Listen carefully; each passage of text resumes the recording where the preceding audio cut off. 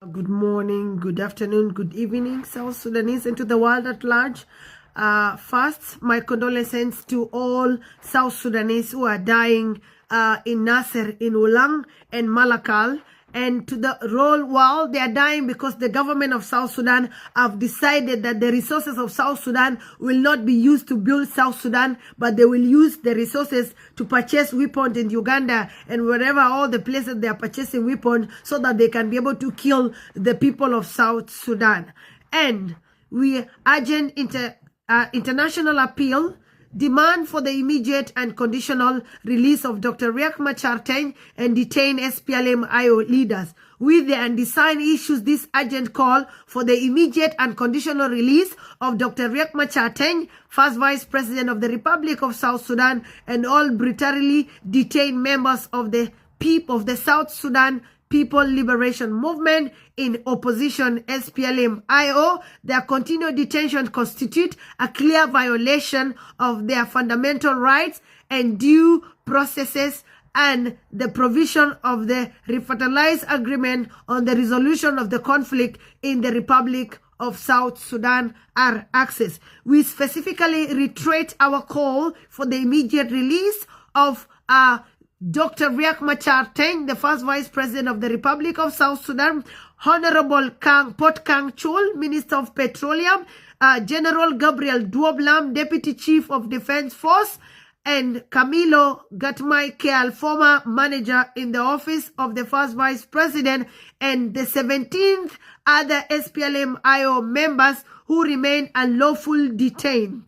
The arbitrary detention of these individuals violate Article 9 and 14 of the International Covenant on Civil and Political Rights, ICCPR, to which South Sudan is a part. The government continued to refuse to grant access to the detainees by regional and international actors, including the IGAD Representative Honorable Raila Odinga, UN Special Representative Nicholas Hoysam, former US Special Envoy Donald Booth, and the delegates from the EU and IGAD, reveals a systematic abuse of power, and these denials not only obstruct diplomatic engagement but also represent a flagrant breach of South Sudan obligation under the R-axis, specifically those relating to political inclusivity, justice, and traditional security arrangement. By weaponizing state institutions to silence opposition and block access to justice, the government of South Sudan is actively undermining the peace process and violating the trust placed in it by the people of South Sudan and its international partners. The failure to release political detainees, despite repeated calls and diplomatic effort, is not merely political repression. It is a violation of international law and a crime against the democratic will of the people. As human rights defenders, peace advocates, and global citizens, we affirm that there comes a time when silence is betrayal, silence is the face of oppression, is complicity. The international community must not remain neutral in the presence of injustice. As much as they are being denied access to meet DrRiak Machar, it's a reminder it was the IGAD, it was African Union that makes sure that DrRiak Machar went to Juba without his forces. So that's a reminder that DrRiak Machar was not captured in front line by the government of South Sudan, but he went to Juba so that peace can come to South Sudan. So he's a man of peace, a man that loves peace, because there's no way you will leave your forces, and you were almost killed in 2013, again almost killed in 2016. So that shows that he is a man of peace, and he wants peace for the people of South Sudan. That's the reason why he left his forces outside and he went to Juba without his forces. We continue to call upon the United Nations, African Union, IGAD, European Union, and all peace partners to publicly continue to condemn the unlawful detention of the SPLM-IO leaders and demand their immediate and conditional release.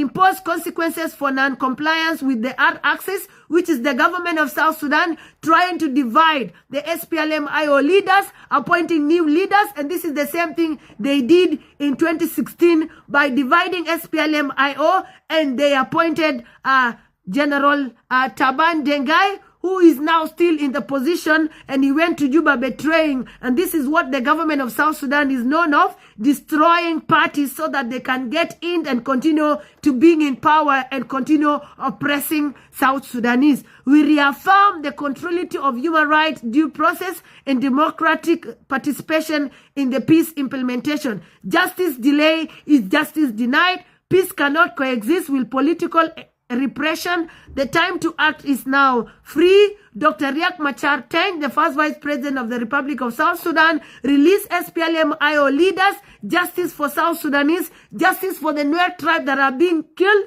Justice as human right now. End the silence. And we call and say it is another genocide that they are doing in Nasser. Now they are killing the South Sudanese, which are the Nuer. They are killing them, and the government of South Sudan is known of killing civilians because they brought the UPDF because they cannot manage to kill their own people. They're using other people to kill their own people, because when it's come to real betrayal, that we can see that the white army is protecting their children and the white army is doing its part. So they are continuing to bring in Ugandans so that Ugandans can come and kill us. So we are here calling the whole world. It's a reminder that you sent Dr. Riak Machar to Juba for peace, and he was not kept in front line. So it is your duty as the IGAD, it is your duty as the African Union, it is your duty as the team that sent Dr. Riak Machar to Juba to release him from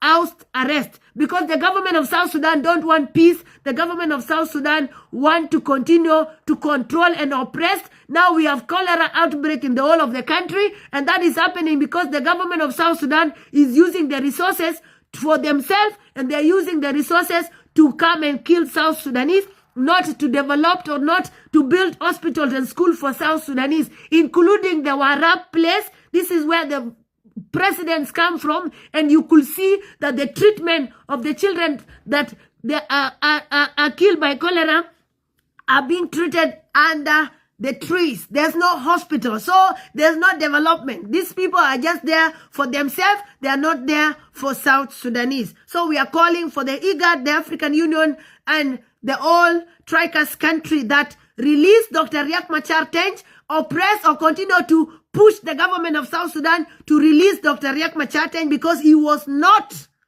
captured in front line. He was captured in Juba because you sent him to Juba so that peace can be implemented. The R-axis can be implemented in South Sudan. Thank you.